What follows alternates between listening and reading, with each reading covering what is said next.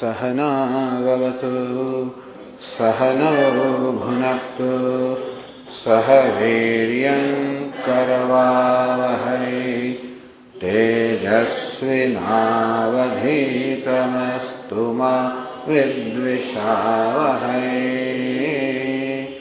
ॐ शान्ति शान्ति शान्तिः। ॐ पूर्णमदः पूर्णमिदं पूर्णात् पूर्णमुदच्यते पूर्णस्य पूर्णमादाय पूर्णमेवावशिष्यते। ॐ शान्ति शान्ति शान्तिः। श्रुतिस्मृतिपुराणानाम् आलयं करुणालयं नमामि भगवत्पादं शङ्करं लोकशङ्करं शङ्करं शङ्कराचार्यं केशवं बादरायणं सूत्रभाष्यकृतौ वन्दे भगवन्तौ पुनः पुनः। ईश्वरो गुरुरात्मेति मूर्तिभेदविभागिने व्योमवद्व्याप्तदेहाय दक्षिणामूर्तये नमः। अखण्डानन्दसम्बोधः वन्दनाद्यस्य जायते गोविन्दं तमहं वन्दे चिदानन्दतनुं गुरुम् अखण्डं सच्चिदानन्दम् अवाङ्मनसगोचरम् आत्मानमखिलाधारम् आश्रयेऽभीष्टसिद्धये यदालम्बोदरं हन्ते सतां प्रत्यूहवर्जनम् सम्भवं तदालम्बे दयालम्बम् लंबोदरपदाम्बुजम्।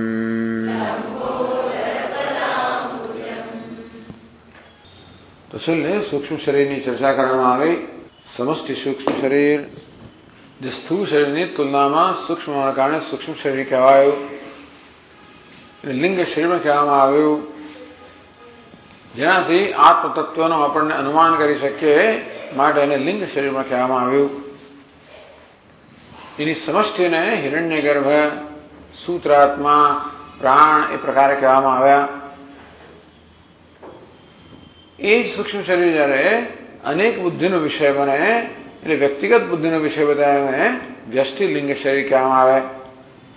તો વ્યષ્ટિ લિંગ શરીરમાં રહેલા આત્માને તૈજસ કહેવામાં આવ્યો। હિરણ્યગર્ભ સમષ્ટિ તૈજસ વ્યષ્ટિના સ્તરે।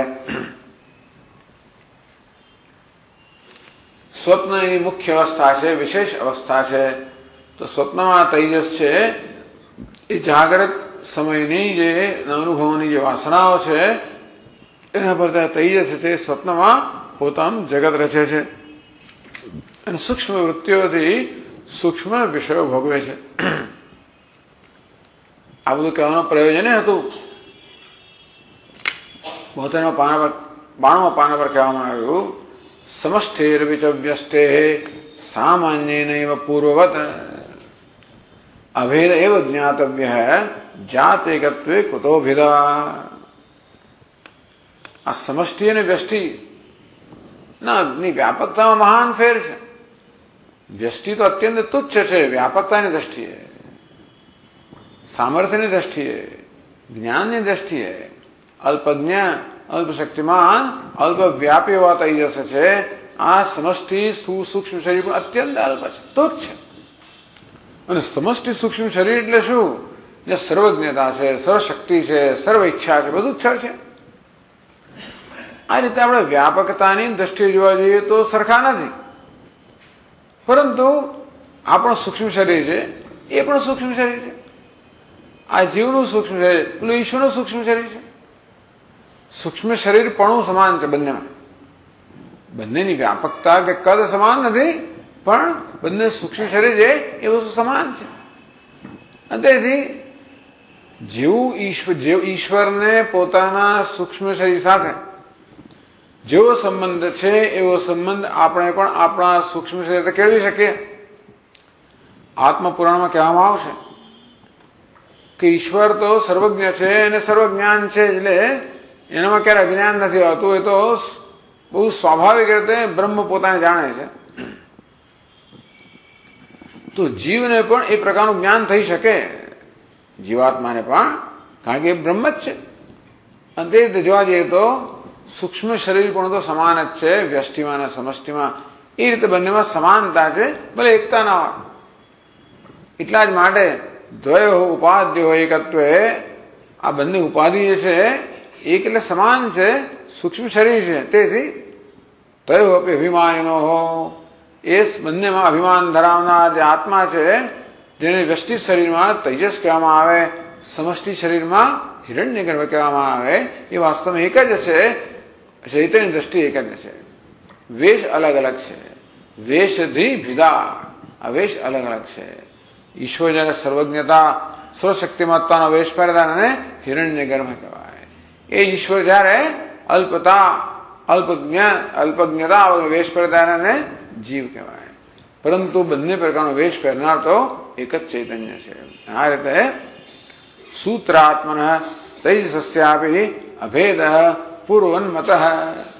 આમ સૂત્રાત્મા એટલે કે સમષ્ટિ, તેજસ એટલે વ્યષ્ટિ, આ બંધન અભેદ છે પોતાના સ્વરૂપની દ્રષ્ટિએ, ચૈતન્યની દ્રષ્ટિએ. આમ કારણ શરીરની ચર્ચા થઈ, સૂક્ષ્મ શરીરની ચર્ચા થઈ, હવે સ્થૂળ શરીર કે સ્થૂળ પ્રપંચની ચર્ચા આવે છે. કારણ કે સર્જનમાં આ પ્રકારનો ક્રમ છે. કારણમાંથી સૂક્ષ્મ, સૂક્ષ્મમાંથી સ્થૂળ. હંમેશા સૂક્ષ્મથી સ્થૂળનું સર્જન થાય. એક ઘરનો બનાવો હોય તો પણ એક લગડી બને, એમાંથી પછી બધું વધારે સ્થૂળ થતું જાય, સૂક્ષ્મમાંથી સ્થૂળ બનતું જાય. છેલ્લે હવે સ્થૂળ પ્રપંચની ચર્ચા આવે છે. તો 92મા પાના પર 396મા શ્લોક છે. એ કહે છે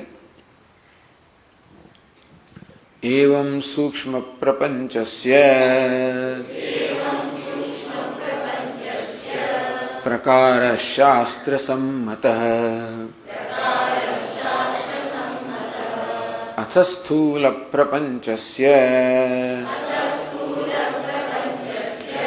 પ્રકાર કથ્યતે શૃણુ.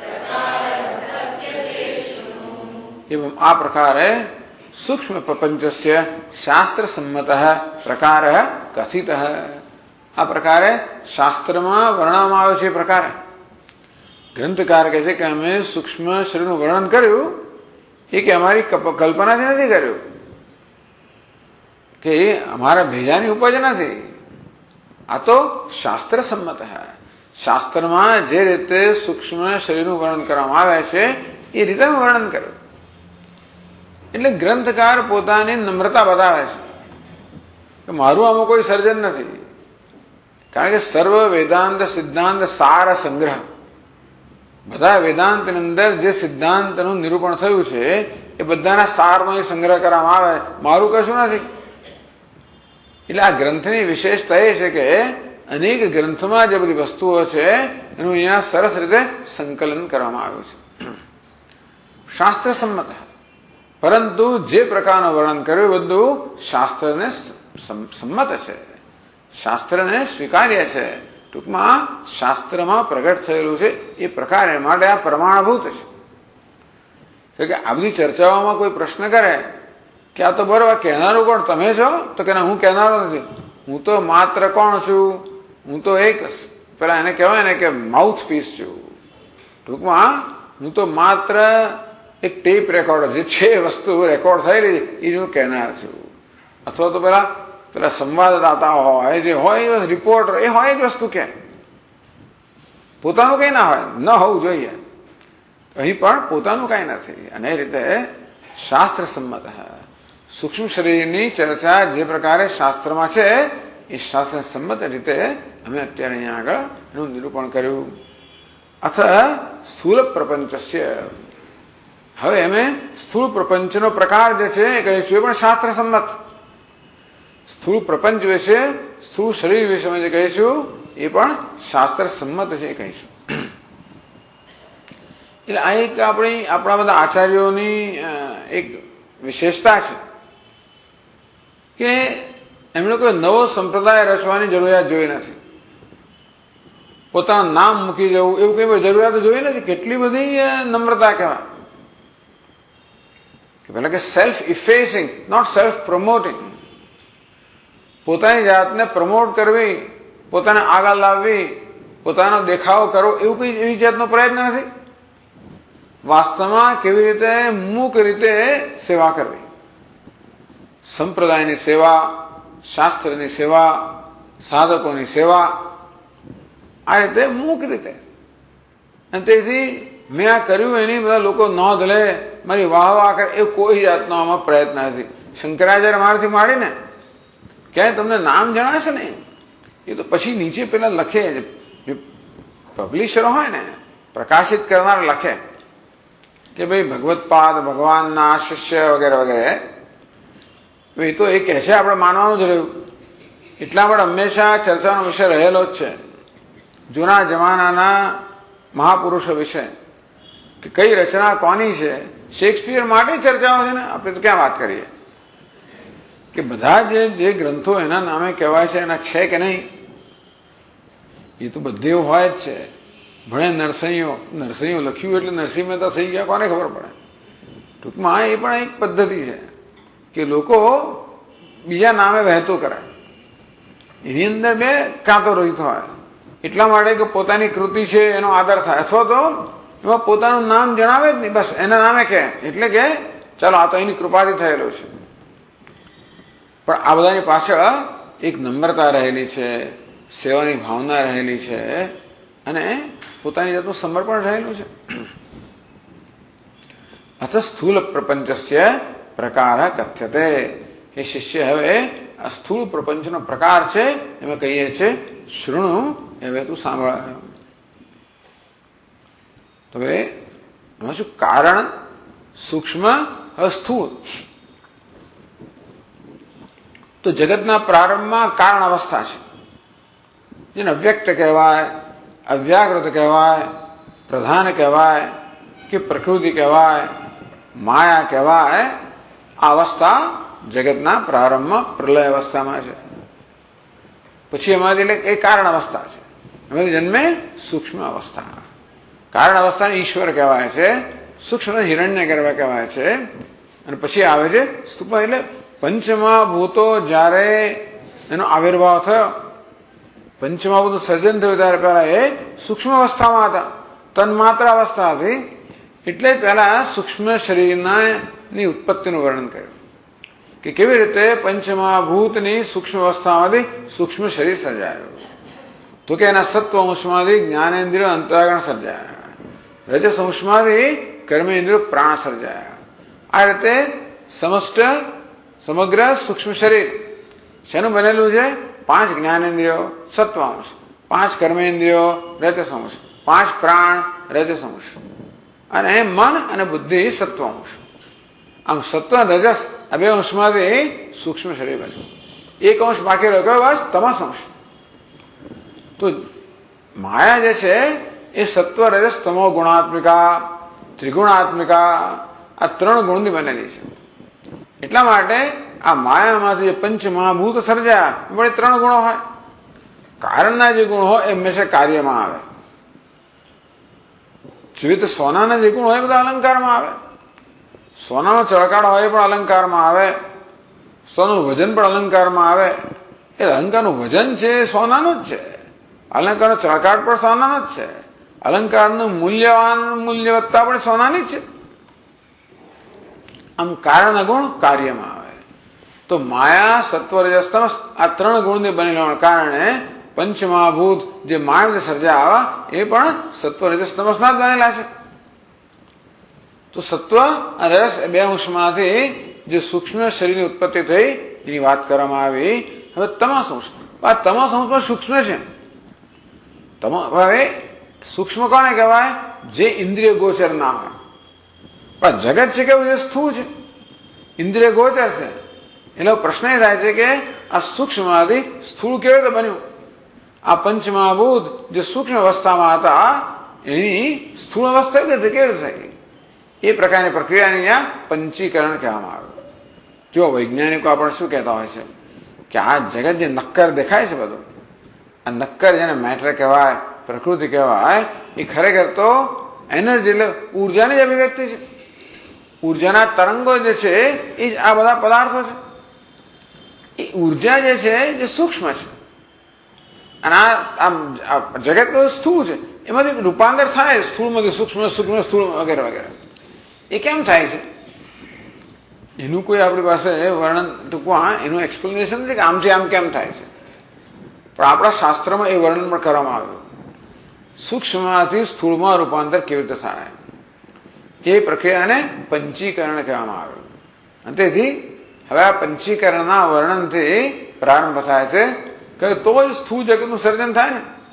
સ્થૂળનું સર્જન થવા માટે સ્થૂળ પંચમહાભૂત જોઈએ, સૂક્ષ્મનું સર્જન થવા માટે સૂક્ષ્મ પંચમહાભૂત જોઈએ, તો સ્થૂળનું સર્જન થવા માટે સ્થૂળ પંચમહાભૂત જોઈએ. તો ઉત્પન્ન થયા તો સૂક્ષ્મ, સ્થૂળ કેમ થયા? તો કે પંચીકરણની પ્રક્રિયા. કયું? જે તમસ અંશ છે એ તમસ અંશ જે છે પરસ્પર મળે એમ કરીને એમાંથી આ સ્થૂળ પંચમહાભૂત સર્જાયા.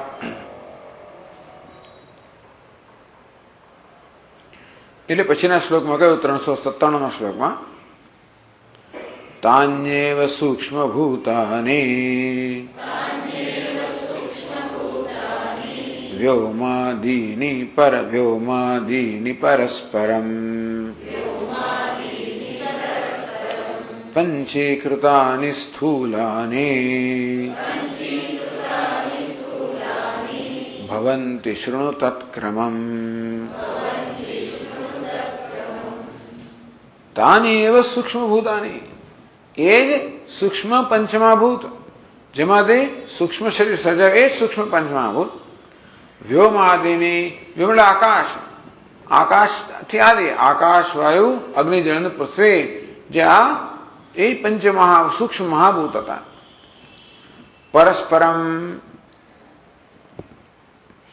પરસ્પરમ મિલિત્વા, તો કે આ પંચમહાભૂતોનો જે તમસ અંશ છે એ પરસ્પર મળીને પંચીકૃતાની સ્થૂલાની ભવંતી, ના રીતે આ સ્થૂળ પંચીકરણ પ્રક્રિયાથી સ્થૂળ પંચમહાભૂત સર્જાયા. શું તત્ક્રમમ, એ શિષ્ય એ કયા ક્રમથી થયું? આ પંચીકરણનો શું ક્રમ છે એ તું સાંભળ. એટલે હવે પંચીકરણ એટલે શું?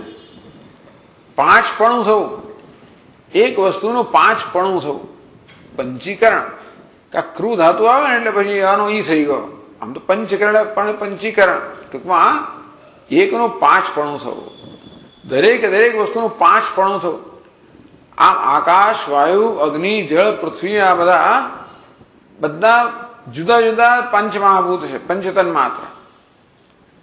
એટલે પહેલા એ પોતાની અલગતા જાળવી રાખે છે, પછી શું થાય છે?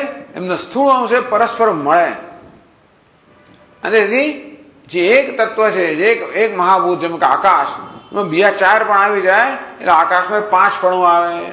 તેમ વાયુમાં, અગ્નિમાં, જળમાં, પૃથ્વીમાં જે પહેલા એકબીજા અલગ અલગ હતા અને પોતાનું એક વિશેષ પ્રકારનું અસ્તિત્વ ધરાવતા હતા, હવે પરસ્પર મળીને દરેકમાં 5 પણું આવ્યું. આ પ્રક્રિયાને પંચીકરણ કહેવામાં આવ્યું. પંચીકરણ એટલે 5 પણું. તો હવે એનું વર્ણન પછીના શ્લોકોમાં આવે છે. खादीनां भूतमेकैकम् सममेव द्विधा द्विधा विभज्य भागं तत्राद्यम्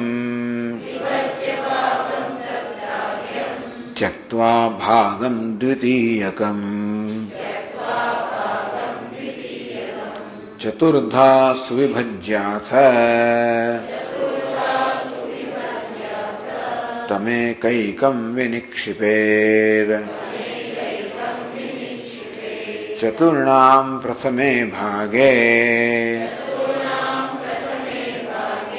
क्रमेण स्वार्धमन्तरा ततो व्योमादिभूतानां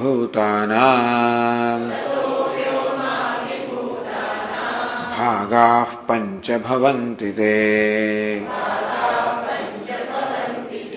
स्वस्वार्धभागे नान्येभ्यः प्राप्तं भागचतुष्टयम् संयोज्य स्थूलतां यान्ति व्योमादीनि यथाक्रमम् अमुष्य पञ्चीकरणस्य अप्रामाण्यं न शङ्क्यताम् उपलक्षणमस्यापि तत्रिवृत्करणश्रुतिः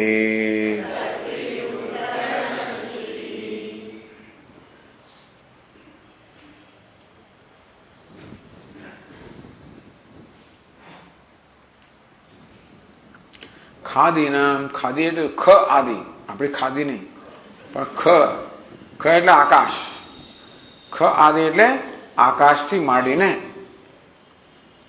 કયા આકાશથી માંડી આકાશ વાયુ અગ્નિ જળ અને પૃથ્વી ભૂતમ એકૈકમ આ પ્રત્યેક મહાભૂત છે આકાશ વાયુ વગેરે સમમ એવ દ્વિધા દ્વિધા વિભાજ્ય પેલા કહેવામાં આવ્યું કે ભાઈ પહેલા બધા પંચમહાભૂતના સમ એટલે બંનેના દ્વિધા બંનેના બે સરખા ભાગ કરવા દરેક પંચમહાભૂત સૌથી પહેલા બંને મહાભૂતના બે સરખા ભાગ કરવા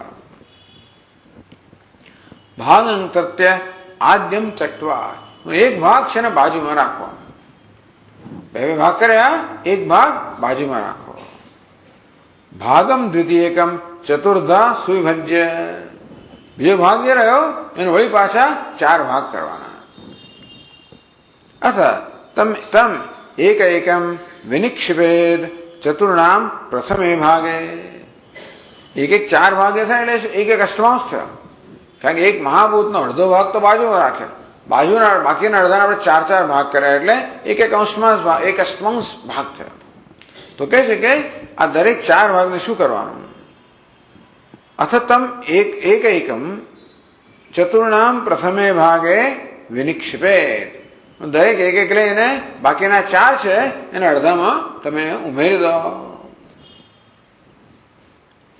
ક્રમેણ સ્વાર્ધમંતરા પોતાનો અડધો ભાગ છે એ તો બાજુમાં રહ્યો એમાં નહીં ઉમેરવાનો પણ પંચમહાભૂત છે ને એનો એકનો એક અડધો ભાગ લીધો ચાર કર્યા એ દરેક ભાગ બાકીના ચારમાં વહેંચી દેવાનો જેમ કે આકાશ મહાભૂત તમે લો એના બે ભાગ કર્યા પેલા અડધું આકાશ પછી અડધા આકાશના ચાર ભાગ કર્યા એટલે એક અષ્ટમાંશ એવા ચાર ભાગ થયા એક એક ભાગ એને બીજા ચાર મહાભૂતમાં ઉમેરી દેવાનો વાયુમાં એક અષ્ટમાંશ અગ્નિમાં એક અષ્ટમાંશ જળમાં એક અષ્ટમાંશ પૃથ્વીમાં એક અષ્ટમાંશ પછી વાયુના બે ભાગ કર્યા વાયુના અડધો અને અડધો પાછા અડધાના ચાર ભાગ કર્યા પછી એમાં એક ચાર એક અષ્ટમાંશ આકાશમાં બીજો અગ્નિમાં બીજો જળમાં બીજો પૃથ્વીમાં તેમ દરેકમાં કરવાનું શું થાય છે દરેક મહાભૂતને એક એક અંશમાંશ બીજાનો મળે બીજા ચારમાં બીજાનો એક એક અષ્ટમાંશ મળે તો એક અષ્ટમાંશ ચાર મળીને કેટલા થાય ખબર છે અડધું થાય એક અષ્ટમાંશ વત્તા એક અષ્ટમાંશ વત્તા એક અષ્ટમાંશ વત્તા એક અષ્ટમાંશ એટલે શું થાય ચાર અષ્ટમાંશ એટલે કેટલા અડધું થાય પોતાનું અડધું અને આ અડધું મળે શું થાય? પછી એક આખો થઈ જાય. એટલે આખો આકાશ કહેવાય તો ખરું, પણ એ આકાશ શું છે?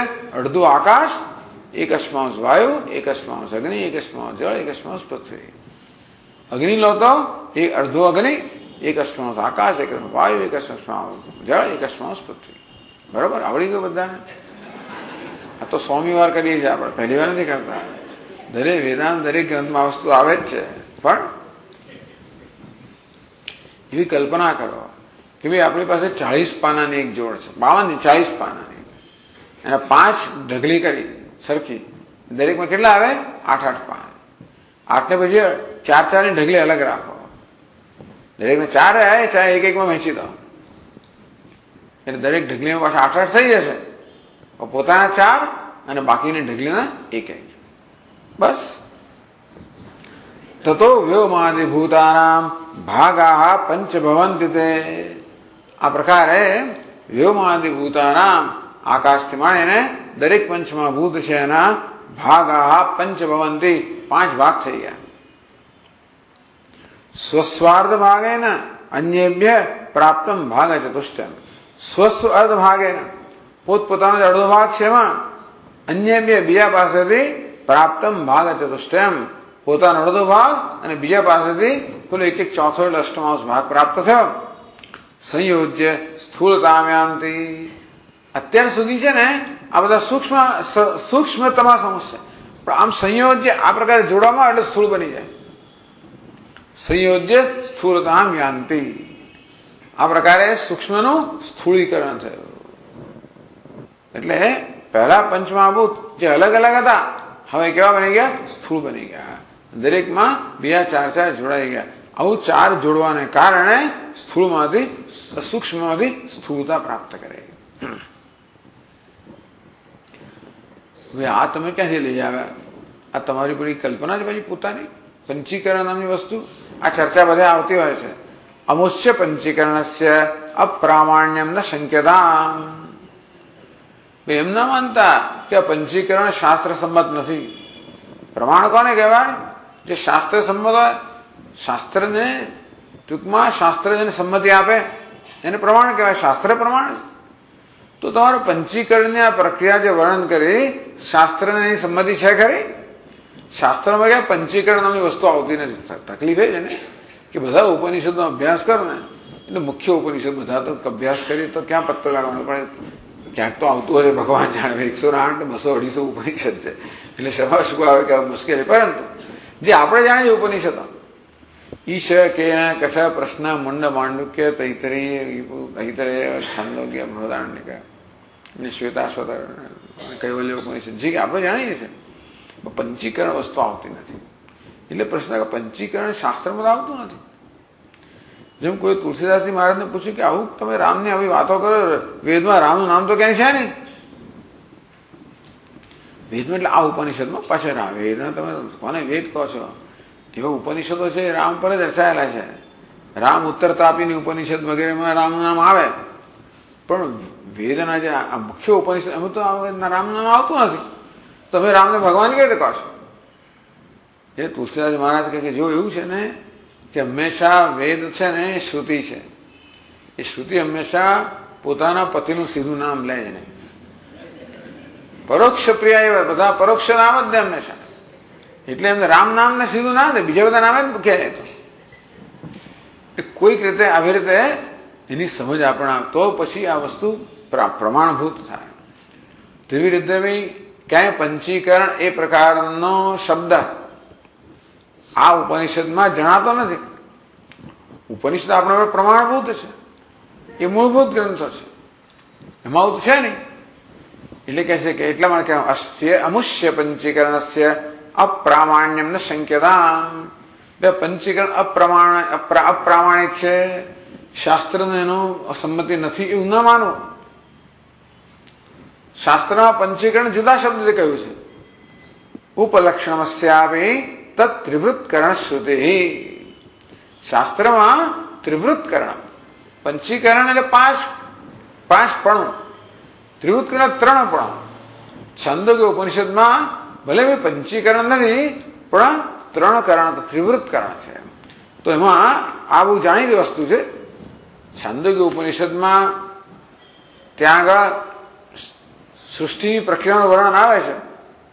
એ જ પ્રકારનું વર્ણન આવે કે ત્યાં પણ સૃષ્ટિના પ્રારંભમાં પરમાત્માએ સત સ્વરૂપ પરમાત્માએ પહેલા ઈક્ષણ કર્યું કે હું બહુ બની જાઉં.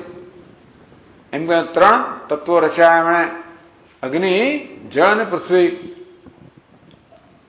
પછી આગળ ચિંતન કર્યું.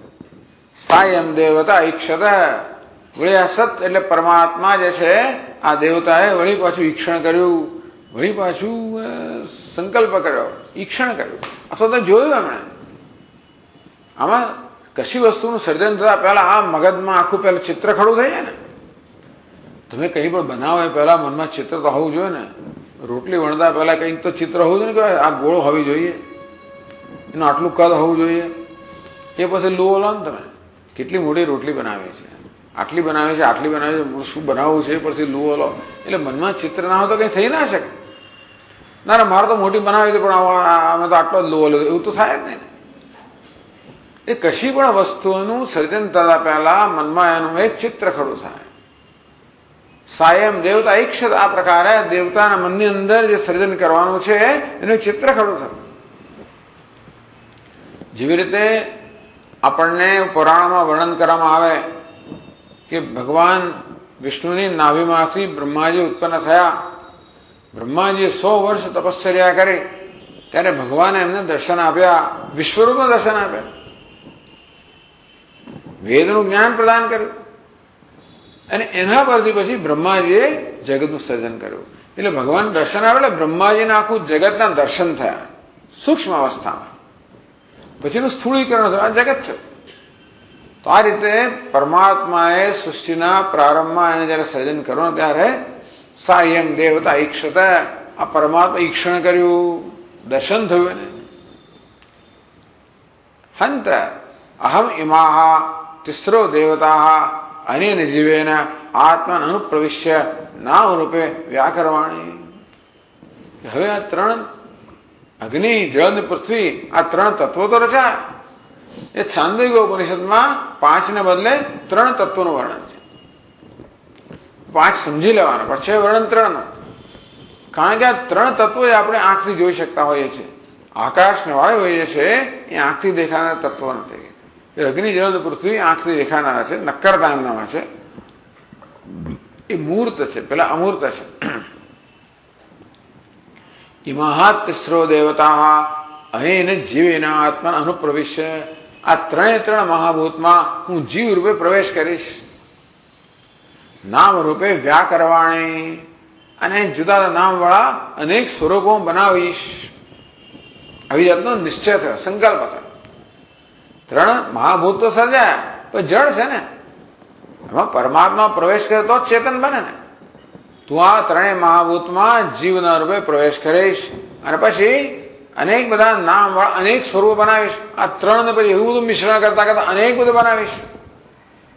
લાલ, પીળો અને વાદળી મૂળ રંગ કહેવાય, બાકીના બીજા બધા મેળવણીથી થાય. એ લાલ, પીળો, વાદળી હજારો રંગ બને કે ના બને? મેળવણી જરા જરા જુદી કરો એટલે કેટલા બધા. તેવી રીતે આ પરમાત્માએ વિચાર કર્યો કે 3 મહાભૂત છે ને એમાં હું પહેલા પ્રવેશ કરીશ, અને પછી એના સંયોગોથી અનેક નામરૂપ બનાવીશ. એટલે જે કે બધા અસંખ્ય નામરૂપો આ બધા 3 ના જ બનેલા છે. તાસામ ત્રિવૃતમ એકૈકામ કરવાણી. હું શું કરીશ? આ દરેક છે ને એ 3 નું ત્રિકરણ કરીશ. એટલે એમણે શું કર્યું હશે? અહીંયા જે પંચીકરણ થયું ત્યાં આગળ 2 અડધા કર્યા, પછી અડધાના 3 ભાગ કર્યા, એ દરેકનો 2 ભાગ, બીજા બધા 2 મેળવી દીધો. એટલે ત્યાં શું થયું? દરેક પંચમાં પોતાનો અડધો ભાગ અને બાકીના 2 ભાગ, એમ કરીને દરેક કેવા બન્યા? 3 પણું આવી ગયું દરેકમાં. તાસામ ત્રિવૃતમ એકૈકામ કરવાણી. આ દરેક પંચમહાભૂત છે એનું હું આ 3 પણું કરીશ. સાયમ દેવતા ઇમાહ તિસ્રો દેવતા અનેનેવ જીવેના આત્મા અનુપ્રવિશ્ય નામ વ્યાકરોત. આ પ્રકારનો સંકલ્પ કરીને એ પરમાત્માએ આ 3 મહાભૂતમાં જીવ રૂપે પ્રવેશ કર્યો, અને એમના ત્રણપણું કર્યું, એમાંથી પછી આ બધા નામરૂપનું સર્જન થયું. એટલે ગ્રંથકાર કહે છે કે તમને કદાચ શાસ્ત્રમાં પંચીકરણ એ પ્રકારનો શબ્દ ના પણ જણાય તો એ કે બહુ મોટી વસ્તુ નથી. કેમ? કારણ કે ત્રિવૃત્કરણ, ત્રણ કરણ તો છે જ. એટલે ત્રિવૃત્કરણ આપણે ઉપલક્ષણ માનવું જોઈએ કે ત્રિવૃત્કરણ દ્વારા ખરેખર શ્રુતિ આપણે પંચીકરણ જ કહી રહી છે. કારણ કે પંચમહાભૂત છે તો હકીકત જ છે. ત્યાં માત્ર ત્રણ મહાભૂતનો ઉલ્લેખ કરવામાં આવ્યો, પણ છે તો પંચમહાભૂત. એટલા માટે ત્યાં ત્રણ કહે આપણે પાંચ જ સમજવાના. કારણ કે પાંચ વખત જગત સર્જાય ને. આકાશ વાયુ જોયો તો ખરા જ ને. ખાલી અગ્નિ જળ પૃથ્વીમાંથી કેમ થાય કામ? આકાશ, અવકાશ આપનારો આકાશ તો જોઈએ જ, સૌથી કારણભૂત વાયુ પણ જોઈએ. એટલે ભલે ત્રણ ભૂતનો ઉલ્લેખ કર્યો હોય ત્યાં પાંચ સમજવાના. એટલે જ્યાં ત્રિવૃત્કરણ ત્યાં કહ્યું ત્યાં પંચીકરણ સમજવાનું. આ રીતે આ પંચીકરણ જે વર્ણન કર્યું એ કેવું છે? શાસ્ત્ર સંમત છે, કોઈ શાસ્ત્રની બહારની વસ્તુ નથી. ઉપલક્ષણસ્યાપી તત્ત્રિવૃત્કરણ શ્રુતિ. તો આ ત્રિવૃત જેમણે વાંચ્યું, શ્રુતિ એટલે આ શ્રુતિના વાક્યો જે ત્રિવૃત્કરણનું વર્ણન કરનારા છે એ પંચીકરણનું વર્ણન કરી રહ્યા છે એવું આપણે સમજી લેવાનું.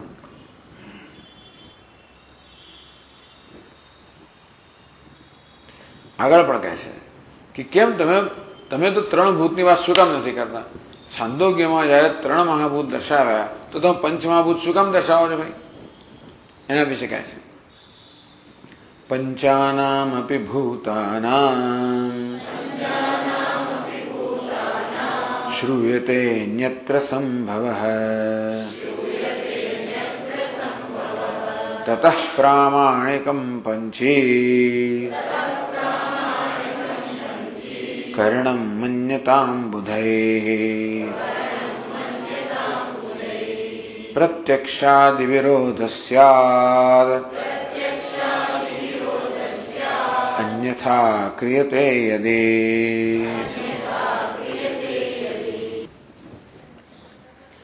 પંચાનામ હવે ભૂતાનામ, આજે પાંચ મહાભૂત છે. શ્રૂયતે અન્યત્ર સંભવ, બીજા ઉપનિષદોની અંદર આપણને પંચમહાભૂતનું સર્જન વિશે વર્ણન કરવામાં આવ્યું છે. ભલે છાંદોગ્ય ઉપનિષદમાં ત્રણ મહાભૂતનું વર્ણન કર્યું હોય તો બીજા ઉપનિષદ જેમ કે તૈત્રીય ઉપનિષદ તસ્માદ્વા એ તસ્માદ આત્મન આકાશ સંભૂત આકાશાદ વાયુ વાયુ અગ્નિ અગ્નિ આપ અદ્ય પૃથ્વી. આ રીતે આકાશ, વાયુ, અગ્નિ, જળ અને પૃથ્વી આ પંચમહાભૂતનું વર્ણન તો તૈત્રીય બહુ સ્પષ્ટ છે. તદુપરાંત પ્રશ્નો ઉપનિષદ બીજા ઉપનિષદોમાં પણ છે. એટલે કે બીજા ઉપનિષદોમાં પાંચ મહાભૂતની ઉત્પત્તિ કહેવામાં આવી છે. એટલે એનો થઈ થયો કે જગત ખરેખર તો પંચમહાભૂતનું બનેલું છે. એટલા જ માટે એક ઉપનિષદ જે કે એના કરતા બીજું ઉપનિષદ જુદું ના કે, જુદી રીતે કે પણ જુદું ના કે. એક આંખ કહેते એ જ આંખ બીજી આંખ એવું જ કે તો જ આંખને પ્રમાણભૂત ગણીએ ને. એટલા જ માટે છાંદોગ્ય ઉપનિષદ પણ ઉપનિષદ હોવાના કારણે ભલે આપણને એમના શબ્દોમાં ત્રણ મહાભૂતની વાત કરતું હોય પરંતુ ઉપનિષદ અન્યત્ર તો પંચમહાભૂતનું વર્ણન છે. એટલા માટે આ ત્રણને પણ પંચમહાભૂત જ માનવા જોઈએ. તતઃ પ્રામાણિકમ પંચીકરણ મન્યતામ બુધૈ, કારણ કે બીજા ઉપનિષદોમાં પાંચ મહાભૂતના સર્જનનું વર્ણન સ્પષ્ટ છે. એનો થઈ ગયો કે જગતમાં પાંચ મહાભૂત છે, ત્રણ નથી. એટલે છાંદોગ્ય ભલે આમ શબ્દોમાં ત્રણ મહાભૂતનું જ વર્ણન કરતું હોય પરંતુ બીજા ઉપનિષદો જે છે એની સાથે સમન્વય કરતા આપણે સમજવું જોઈએ કે છાંદોગ્ય પણ ખરેખર પંચમહાભૂત વિશે જ કહેવા માંગે છે. અને ત્યાં જે ત્રિવૃત્કરણ કહ્યું એમાં એ દ્વારા આપણે પંચીકરણ સમજવું જોઈએ. તતઃ પ્રામાણિકમ પંચીકરણમ મન્યતામ બુધૈ, માટે વિદ્વાન લોકોએ આ પંચીકરણ પ્રામાણિક છે એટલે કે શાસ્ત્ર સંમત છે એવું જાણવું જોઈએ, સમજવું જોઈએ. એ લોકો જ પ્રશ્નો કરે ને, બુધૈ વિદ્વાન લોકો જ આ બધા માથાકૂટ કરે ને. પંચીકરણ ક્યાંથી લાવે? એ તો ત્રણ મહાભૂતની વાત, પાંચ ક્યાંથી લાવે? અત્યારે ત્રિવૃત્કરણ પંચીકરણ ક્યાંથી લાવે? એટલે પછી આ પ્રકારનો ખુલાસો કરવો પડે. આ પ્રકારના પ્રશ્નો વિદ્વાન જેને બહુ બધું વાંચ્યું ને એમને બધા પ્રશ્નો થાય. એટલે આપણને બહુ પ્રશ્નો થાય ને કે જે કહે તો બરોબર જ છે. બધા જે લોકો બધા બહુ ગ્રંથો બધા વાંચ્યા હોય તો આખા કહે ને શું કહે છે, ગ્રંથ ગડબડ કરી, વાત ના ખરી કરી વગેરે વગેરે જે હોય. પણ ટૂંકમાં બહુ બધા ગ્રંથોની ગડબડ જે કરી હોય એ લોકોને બધું બહુ અંદર હોય. એટલે ટૂંકમાં એવા પ્રશ્નનું સમાધાન કરવું પડે. એવું ના ચાલે કે જયારે તમે તો તારો પ્રશ્ન મારે, એવું ના ચાલે. જે કે પ્રશ્ન જન્મે એનું સમાધાન કરવું જોઈએ. એટલે સમાધાન કર્યું. એમ એટલે કે આ પંચીકરણ શાસ્ત્ર સંમત છે એટલું જ નહીં, પરંતુ પ્રત્યક્ષાદ વિરોધ સ્યાત અન્યથા ક્રિયતે યદિ. જો તમે પંચીકરણ સ્વીકારશો નહીં તો આપણા પ્રત્યક્ષ અનુભવથી પણ વિરોધ થશે. શાસ્ત્ર જે કહે છે પ્રત્યક્ષ અનુભવથી જુદું નથી. આપણે પ્રત્યક્ષતા 5 મહાભૂતનો અનુભવ થાય જ છે. આપણે આકાશ, વાયુ, અગ્નિ, જળ, પૃથ્વી આ પંચમહાભૂત આપણા અનુભવનો વિષય છે. એટલું નહીં, પરંતુ દરેક મહાભૂતમાં બીજા ભૂતના અંશ પણ દેખાય છે આપણને. એ ગ્રંથકાર પોતે સમજાવશે. પણ જોઈએ છે કે પૃથ્વીમાં માત્ર ગંધ છે એવું જ નહીં, શબ્દ પણ છે, સ્પર્શ પણ છે, રૂપ છે, રસ છે અને ગંધ પણ છે. આ શબ્દ તો આકાશનો ગુણ છે, પૃથ્વીમાં છે. પૃથ્વી અવાજ કરે છે એ બતાવે છે કે આકાશ તત્વ છે. પૃથ્વી જે છે એને સ્પર્શ પણ થાય, વાયુ છે. પૃથ્વીનો રંગ પણ છે, અગ્નિ છે. એનો સ્વાદ પણ છે, જળ છે, ગંધ છે, પૃથ્વી છે. એટલે આપણે પ્રત્યક્ષ અનુભવ શું છે? આ પૃથ્વી, દાખલા તરીકે પૃથ્વી મહાભૂતમાં આપણને બીજા મહાભૂત પણ દેખાય છે. એટલે આ પંચીકરણ આવ્યું ને. આ પંચીકરણનું પ્રયોજન એ છે કે કોઈ મહાભૂત હવે એવું શુદ્ધ રહ્યું નથી. એની સૂક્ષ્મ અવસ્થામાં એ શુદ્ધ અવસ્થામાં હતા. જયારે સ્થૂળ બને ત્યારે એમાં શુદ્ધ રહ્યા નથી, બધું મિશ્રણ થઈ ગયેલું છે. એનો આપણો અનુભવ છે કે અગ્નિની અંદર તમે જુઓ તો પણ તડ તડ તડ અવાજ કરતો હોય છે. એટલે એમાં પણ શબ્દ એટલે કે આકાશ તત્વ છે. અગ્નિની પણ એમાં પણ સ્પર્શ છે, એમાં રૂપ છે, રસ છે, ગંધ છે, બધું જ છે. જળ પણ અવાજ કરતું હોય, બળબડ શું અવાજ કરે ને, જળ પણ ડુબ ડુબ ડુબ ડુબ ડુબ અવાજ કરતું હોય. એમાં આકાશ તત્વ છે. એની અંદર પણ સ્પર્શ છે, રૂપ, રસ, ગંધ બધું જ છે. આ રીતે આપણો પ્રત્યક્ષ અનુભવ શું કહે છે? આ બધા તત્વોમાં બીજા તત્વો મળેલા છે. પંચીકરણ શું કે દરેકમાં 5 તત્વો છે. એક તત્વની પ્રધાનતા હોય તો તમે આવું અગ્નિ નામ કેમ આપો છો ભાઈ? પૃથ્વી નામ કેમ આપો છો? 5 તત્વ જો હોય તો પૃથ્વી નામ કેમ પડે? પૃથ્વીની પ્રધાનતા છે. જેનો પૃથ્વી કહીએ છીએ એમાં પૃથ્વી તત્વની પ્રધાનતા છે. બીજા તત્વો જે છે એના અંશ છે. 5 ખરા, પણ જે સૌથી વધારે હોય એ પ્રમાણે નામ પડે. એટલે આ વિશેષતા છે પૃથ્વીની. તેમ જળની અંદર પણ જળની પ્રધાનતા છે. બીજા 4 છે એ ગૌણ છે. આ પ્રકારે નામ આપવામાં આવ્યા. ભલે પૃથ્વી કહેવાય પછી એમાં 5 ભલે અગ્નિ કહેવાય પછી એમાં 5 પ્રત્યક્ષ અનુભવ છે. જો તમે 5 નહીં સ્વીકારો, 5 પણ નહીં સ્વીકારો તો આપણા પ્રત્યક્ષ અનુભવ છે એનો વિરોધ થશે. અનુભવ એવો છે કે દરેકની અંદર 5 રહેલા છે. એ વાત હવે કહે છે પછીના શ્લોકોમાં. આકાશ વાયવોર ધર્મસ્તુ વન્યાદાવુપલભ્યતે યથા તથા આકાશ વાયવોઃ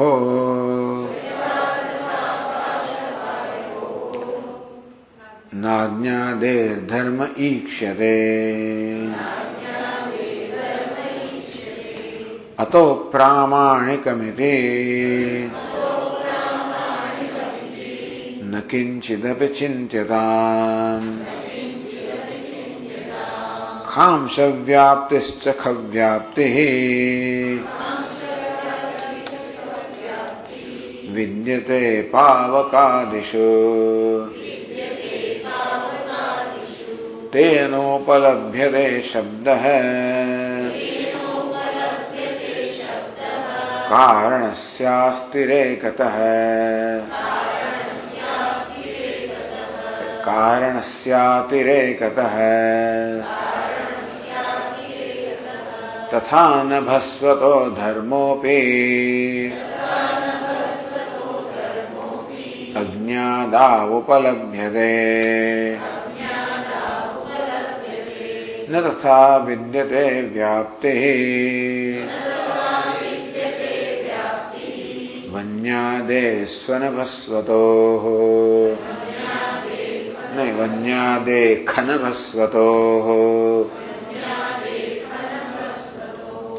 સૂક્ષ્મત્વાદંશક વ્યાપ્તેઃ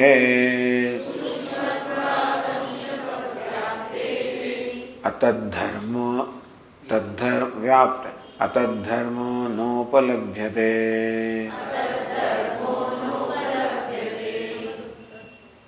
સૂક્ષ્મત્વાદ અંશક વ્યાપ્તેઃ અતદ્ધર્મો નોપલભ્યતે. હા, તદ્ધર્મો નોપલભ્યતે. હા, એ વધારે બરાબર છે ખરેખર. તો એટલે એવું છે ને, આ સાચી આ સ હોવો જોઈએ. સૂક્ષ્મત્વાદ અંશક વ્યાપ્તે તદ્ધર્મ, ર નહીં પણ સ હોવો જોઈએ ત્યાં, તો બરાબર છે. સ હોય. સૂક્ષ્મત્વાદ અંશક વ્યાપ્તે તદ્ધર્મો નોપલભ્યતે. તો શું થાય? સૂક્ષ્મત્વાદ અંશક વ્યાપ્તે તદ્ધર્મો નોપલભ્યતે. નહીં તો પછી વધી જાય.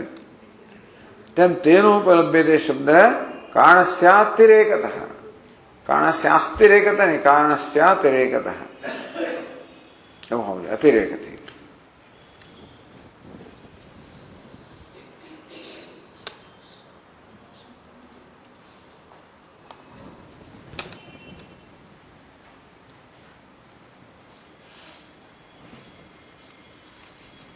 જો આકાશ વાયો ધર્મસ્તુ વન્યાદ ઉપલબ્ધ. જો આપણો ક્રમ કયો છે?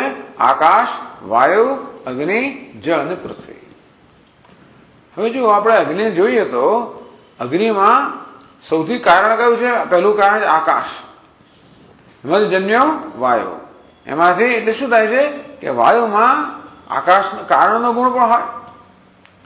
કારણ કે જેવી તો પુત્ર જન્મે તો પિતાના લક્ષણ તો લઈને આવે જ ને, જીન્સ તો લઈને આવે જ.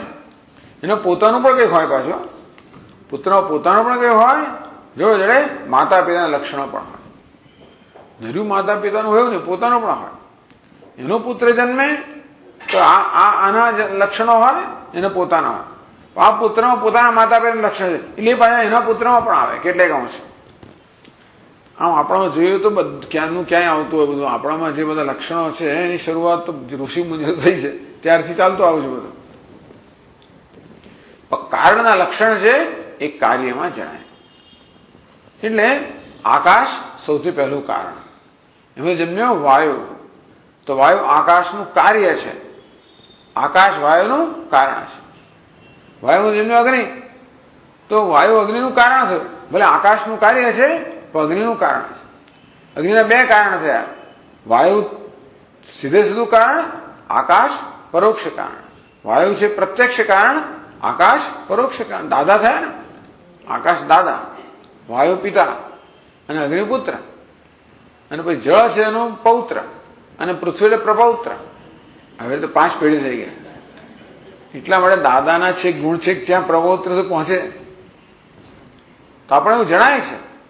આ દાદા આકાશ છે અને વાયુ પિતા છે, એને ગુણ પુત્ર અગ્નિમાં જણાય છે. એટલે કે છે આકાશ વાયો ધર્મસ્તુ વન્યાદ ઉપલબ્ધતે. વન્ય એટલે કે અગ્નિ વગેરેમાં આકાશ, અગ્નિ, જળ, પૃથ્વીમાં આકાશ અને વાયુના ગુણ આપણે દેખાય છે ને. મેં કહ્યું ને અગ્નિ તો તડ કરતો હોય એટલે આકાશનો ગુણ શબ્દ આવી ગયો. સ્પર્શ પણ અગ્નિ દજાઈ જાય તરત જ ઉષ્ણ સ્પર્શ છે, વાયુનો ગુણ આવી ગયો. જળમાં પણ આકાશનો ગુણ છે, જળ પણ બળબડ થતું હોય એનો પણ સ્પર્શ છે. પૃથ્વીમાં પણ છે. એટલે અગ્નિ, જળ, પૃથ્વીમાં આકાશ ને વાયુના ગુણ તો છે જ. યથા તથા આકાશ વાયો ન અજ્ઞાદે ધર્મ ઈક્ષતે. પરંતુ આકાશમાં અગ્નિનો ધર્મ નથી, કારણમાં કાર્યનો ધર્મ ના હોય, કાર્યમાં કારણનો ધર્મ હોય. દાદામાં પૌત્રનું લક્ષણ ના હોય, પૌત્રમાં દાદાનું લક્ષણ હોય. ઉલટું ના હોય. ક્યારેક દાદા પૌત્ર રૂપે જન્મે જુદી વાત છે, થતું હોય છે ક્યારેક. ક્યારેક દાદાઓ છે ને પૌત્રો જન્મતા હોય છે. આ તો બે જગ્યાએ જોયેલું છે.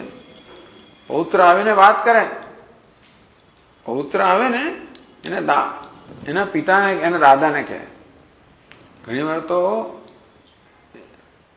ના એના દાદા એ તો પરદાદા છે ને, પરદાદા પુત્ર રૂપે આવેલા.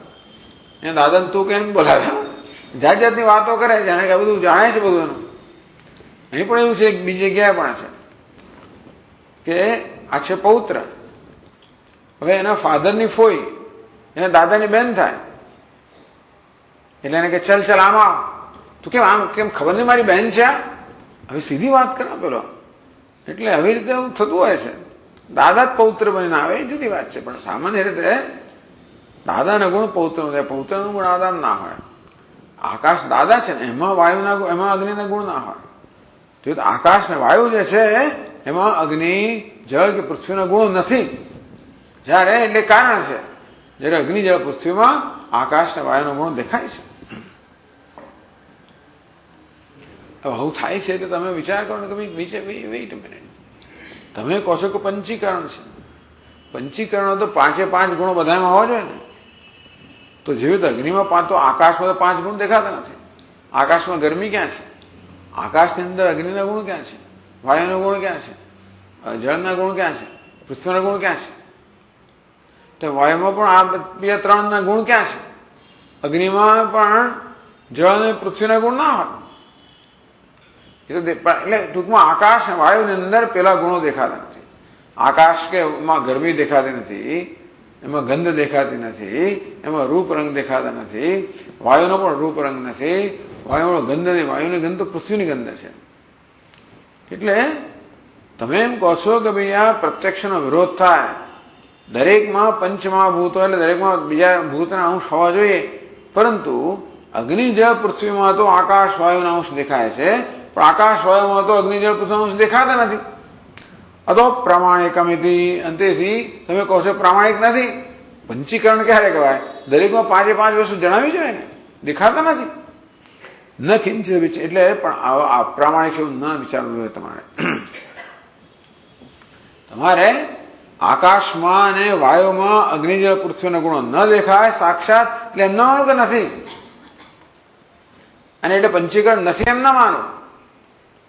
ત્યારે શું? ખાંશ વ્યાપ્તિશ્ચ ખવ્યાપ્તિ વિદ્યતે પાવકાદિષુ. ખાંશ આકાશ જે છે ને એની વ્યાપ્તિ, અને ખ એટલે આકાશ, ખાંશ એટલે વાયુ જ ગણવું પડશે. તો ખાંશ વ્યાપ્તિશ્ચ ખવ્યાપ્તિ, આ વાયુ અને અગ્નિની વ્યાપ્તિ છે ને એ પાવકાદિષુ, એટલે આકાશ અને વાયુની વ્યાપ્તિ આપણને અગ્નિમાં, જળમાં, પૃથ્વીમાં મળે છે. તેન ઉપલબ્ધ્યતે શબ્દ કારણસ્ય અતિરેકતઃ. એટલા જ માટે આપણને આ વાયુમાં, અગ્નિમાં, જળમાં, પૃથ્વીમાં શબ્દ એટલે કે આ ધ્વનિ આપણને સંભળાય છે. કારણ કે એમાં કારણ જે છે ને એ કારણની વ્યાપ્તિ છે. ટૂંકમાં આકાશ જે છે ને એ બધામાં વ્યાપ્ત છે. એટલા માટે વાયુમાં, અગ્નિમાં, જળમાં, પૃથ્વીમાં બધા આપણને શબ્દ ધ્વનિનું જે છે એ સંભળાતો હોય છે. તથા નભસ્વતો ધર્મ અપી અગ્નિ આદો ઉપલબ્ધ. તેવી રીતે નભસ્વ એટલે વાયુ, તે રીતે વાયુનો ધર્મ પણ અગ્નિ, જળ, પૃથ્વીમાં આપણે જોઈ શકીએ છીએ. કારણ કે આ વ્યાપક તત્વો છે એટલે કાર્યમાં વ્યાપ્ત થયેલા છે. ન તથા વિદ્યતે વ્યાપ્તિ ધન્યાદે ખનવસ્વતો, પરંતુ અગ્નિ, જળ, પૃથ્વી વ્યાપક ન હોવાના કારણે આકાશ અને વાયુમાં વ્યાપ્ત નથી. આકાશ અને વાયુ પેલા 3માં વ્યાપેલા છે, પણ 3 સ્થૂળ છે એ આકાશમાં વ્યાપેલા નથી. એટલા માટે સૂક્ષ્મત્વાદ તસ અંશક વ્યાપ્ત, પરંતુ આ અગ્નિ, જળ, પૃથ્વીના સૂક્ષ્મ અંશ છે ને એ આકાશ વાયુમાં છે. તમને પ્રત્યક્ષ ભલે અનુભવ ના થતો હોય, આકાશમાં પ્રત્યક્ષ ભલે ગરમીનો અનુભવ ન થાય કે વાયુમાં ન થાય, પણ એ અગ્નિના, જળના, પૃથ્વીના સૂક્ષ્મ અંશમાં રહેલા છે. એ સૂક્ષ્મ હોવાના કારણે તદ્ધર્મ નોપલભ્યતે, એટલા માટે આપણે અનુભવ થતો નથી. પેલા મહાભૂતોનો જેમ કે અગ્નિ, જળ, પૃથ્વીનો આપણે આકાશ અનુભવ થતો નથી, કારણ કે એના અગ્નિ, જળ, પૃથ્વીના અંશ છે એ સૂક્ષ્મ રૂપમાં આકાશમાં રહેલા છે. વાયુના પણ સૂક્ષ્મ આકાશમાં રહેલા છે. એટલા માટે આકાશમાં આપણને એ બીજા બધા દેખાય નહીં કે અનુભવ ના થાય ઇન્દ્રિયોથી. એનું કારણ એક જ છે કે આકાશ વ્યાપક છે, સૂક્ષ્મ છે, જ્યારે અગ્નિજળ પૃથ્વી છે, સ્થૂળ છે, એની વ્યાપ્તિ બહુ ઓછી છે. એટલે આકાશમાં વ્યાપ્ત થયું માટે તમને શબ્દ બધે સંભળાય, વાયુ વ્યાપ્ત થયો માટે આપણને સ્પર્શ વધે જણાય. અગ્નિજળ પૃથ્વી વ્યાપક ના હોવાના કારણે એ આકાશ વાયુમાં આપણને જણાય નહીં, પણ પોતાના સૂક્ષ્મ રૂપે રહેલા હશે. અને તેથી ધર્મ નથી એમ પણ નથી. એમ પણ કહેવાય અતત ધર્મ ન ઉપલબ્ધ, એમ પણ નથી કે એનો ધર્મ નથી. અતત ધર્મ માટે આ મહાભૂતોના ધર્મ પેલામાં નથી એવું નથી, સૂક્ષ્મ રૂપે છે. એની આ પ્રકારની દલીલ કરવામાં આવી કે આકાશ અને વાયુ જે છે એ તો સૂક્ષ્મ વ્યાપક તત્વો છે. અગ્નિજળ પૃથ્વી વ્યાપેલા છે માટે એમના જે ગુણ છે આપણે સ્પષ્ટ અગ્નિજળ પૃથ્વી અનુભવી શકીએ. પરંતુ અગ્નિજળ પૃથ્વી વ્યાપક નથી, કારણ કે વધારે સ્થૂળ છે. એ હોવાના કારણે આપણે સ્પષ્ટ રીતે આકાશ કે વાયુમાં અગ્નિજળ પૃથ્વીના ધર્મો આપણે અનુભવાતા નથી. પરંતુ એ પંચમાં જે 2-3 અગ્નિજળ પૃથ્વીના જે અંશ છે એ સૂક્ષ્મ રૂપે તો વાયુના આકાશમાં રહેલા છે. અને તેથી એ પંચીકરણ છે એ બરાબર છે, વ્યવસ્થિત છે.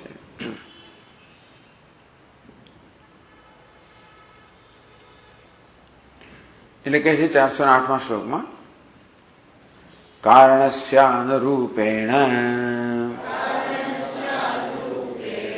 કાર્યમ સર્વત્ર દૃશ્યતે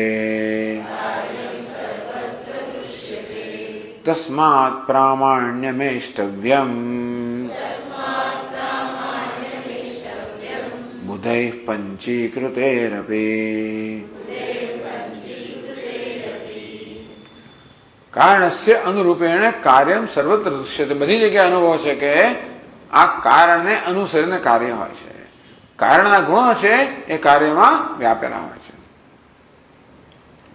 તો જો પૃથ્વીમાં આપણને 5 ગુણ દેખાય છે, આપણને અગ્નિમાં 5 ગુણ દેખાય છે, જળમાં 5 અનુભવાય છે. એટલે આ 3માં તો પંચીકરણ બહુ સ્પષ્ટ જણાય છે. તો બીજા 2માં હોવું જ જોઈએ, પણ એ જણાતું નથી કારણ કે એમના સૂક્ષ્મ અંશ છે. આ રીતે પંચીકરણ છે એ વાસ્તવિક છે, પ્રામાણિક છે, કોઈ કલ્પના નથી. તસ્માત પ્રામાણ્યમ એષ્ટવ્યમ બુધૈઃ પંચીકૃતે અપી. તેથી વિદ્વાનોએ પંચીકરણને પ્રમાણભૂત માનવું જોઈએ. એ ખોટું નથી, કલ્પના નથી, એ વાસ્તવિક છે, સાચું છે, શાસ્ત્ર પર આધારિત છે. ઓમ પૂર્ણમદ પૂર્ણમિદમ પૂર્ણાત પૂર્ણમુદચ્યતે પૂર્ણસ્ય પૂર્ણમાદાય પૂર્ણમેવાવશિષ્યતે. ઓમ શાંતિ શાંતિ શાંતિ. શંકરં શંકરાચાર્યં કેશવં બાદરાયણં સૂત્રભાષ્યકૃતૌ વંદે ભગવन्तૌ પુનઃ પુનઃ.